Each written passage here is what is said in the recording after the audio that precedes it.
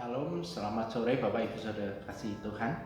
Puji Tuhan, kita kembali bersama-sama mau merenungkan kebenaran firman Tuhan. Mari kita buka Alkitab kita bersama-sama dalam kitab Pengkhotbah pasal yang ke-8 ayat 9 sampai 17. Pengkhotbah 8 ayat 9 sampai yang ke-17. Saya akan membacakannya Bapak Ibu Saudara kasih Tuhan. Pekerjaan Allah tidak dapat diselami manusia. Semua ini telah kulihat dan aku memberi perhatian kepada segala perbuatan yang dilakukan di bawah matahari, ketika orang yang satu menguasai orang yang lain hingga ia celaka. Aku melihat juga orang-orang fasik yang akan dikuburkan boleh masuk, sedangkan orang yang berlaku benar harus pergi dari tempat yang kudus dan dilupakan dalam kota. Ini pun sia-sia. Oleh karena hukuman terhadap perbuatan jahat tidak segera dilaksanakan, maka hati manusia penuh niat untuk berbuat jahat. Walaupun orang yang berdosa dan yang berbuat jahat 100 kali hidup lama, namun aku tahu bahwa orang yang takut akan Allah akan beroleh kebahagiaan, sebab mereka takut terhadap hadiratnya. Tetapi orang yang fasik tidak akan beroleh kebahagiaan, dan seperti yang bayang-bayang, ia tidak akan panjang umur karena ia tidak takut terhadap hadirat Allah. Ada suatu kesia-siaan yang terjadi di atas bumi. Ada orang-orang benar yang menerima ganjaran yang layak untuk perbuatan orang fasik, dan ada orang-orang fasik yang menerima pahala yang layak untuk perbuatan orang-orang benar. Aku berkata, ini pun sia-sia. Oleh sebab itu aku memuji kesukaan, karena tak ada kebahagiaan lain bagi manusia di bawah matahari kecuali makan dan minum dan bersukaria. Itu yang menyertainya di dalam jerih payahnya seumur hidupnya, yang diberikan Allah kepadanya di bawah matahari. Ketika aku memberi perhatianku untuk memahami hikmat dan melihat kegiatan yang dilakukan orang di dunia tanpa mengantuk siang malam, maka nyatalah kepadaku bahwa manusia tidak dapat menyelami segala pekerjaan Allah yang dilakukannya di bawah matahari. Bagaimanapun juga manusia berlelah-lelah mencarinya, ia tidak akan menyelaminya. Walaupun orang yang berhikmat mengatakan bahwa ia mengetahuinya, namun ia tidak dapat menyelaminya. Amin. Bapak Ibu Saudara kasih Tuhan, sore ini saya mau kasih renungan tentang tetap benar di tengah kesia-siaan. Salomo, seorang pengkhotbah, seorang yang berhikmat, menyampaikan khotbahnya, pengajarannya.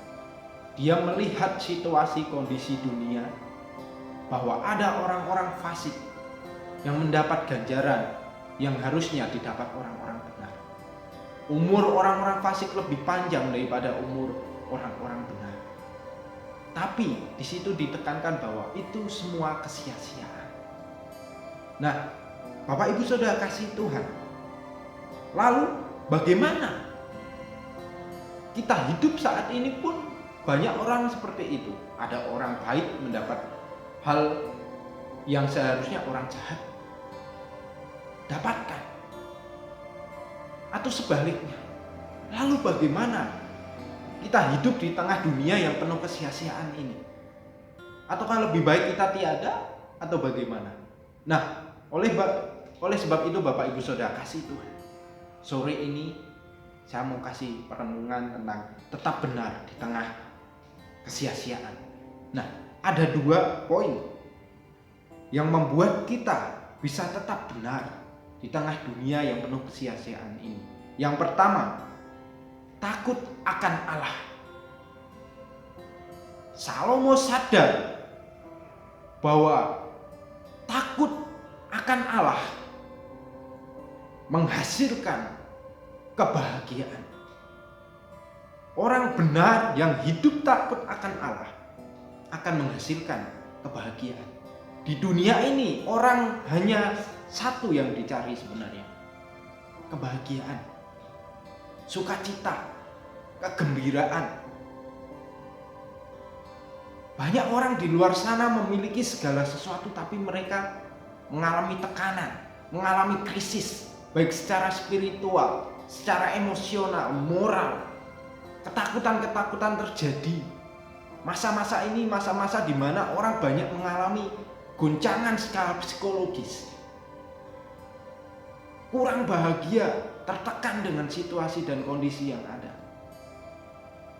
Lalu bagaimana kita harus hidup, Bapak Ibu? Kita harus takut akan Allah.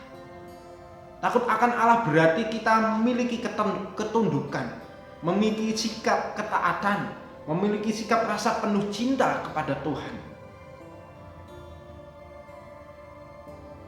Itu yang kita perlukan. Jadi Bapak Ibu Saudara kasih Tuhan, sore yang indah ini, pertanyaannya, apakah kita sudah benar-benar takut akan Tuhan? Seberapa besar takut kita, seberapa jauh takut kita kepada Allah? Sudahkah ketakutan kita kepada Allah menjadikan kita semakin hidup sesuai dengan kehendaknya? Atau bahkan sebaliknya? Jadi Bapak Ibu Saudara kasih Tuhan, perenungan pertama, poin pertama, jika kita mau tetap benar di tengah kesia-siaan dunia ini, takutlah akan Allah.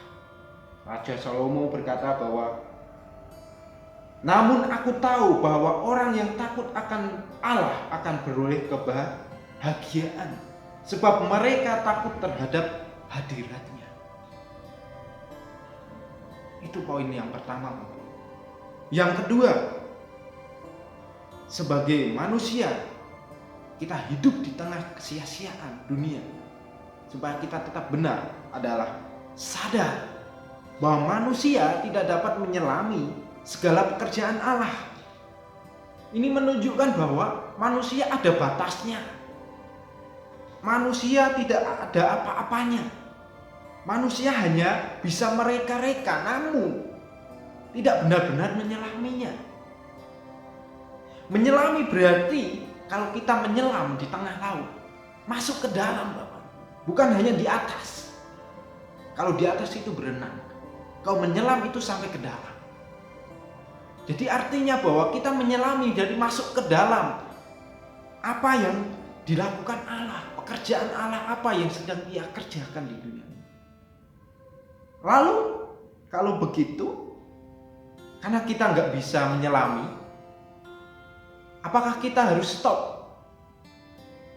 Tidak mencari kehendak Tuhan, tidak menyelami setiap pekerjaan Tuhan. Tidak, Bapak Ibu.